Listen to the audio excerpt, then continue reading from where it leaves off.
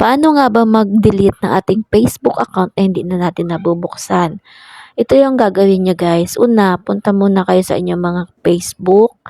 Click nyo lang yan. Then, hanapin nyo yung search button dun sa pinakataas. Click nyo lang din yan. Then dito, isa-search nyo na yung old Facebook nyo na hindi nyo na nabubuksan. Tulad ko, madami akong Facebook. Isa na din dyan yan. Tiklik ko. Then, click nyo lang yung pangalan na pag-search nyo. Then, ganyan na yung lalabas. Click nyo yung profile. May makikita kayo dyan 3 dot sa gilid. Click nyo lang din yan. After nun, may makikita kayong report profile. Click nyo lang din yan.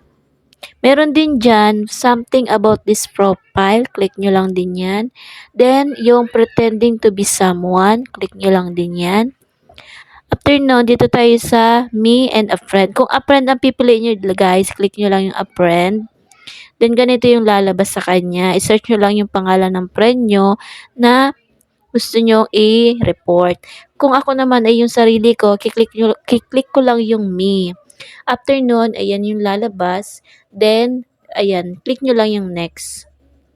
After nun next, ayan, click nyo lang yung done. After nun, ayan, tapos na. Na-report nyo na.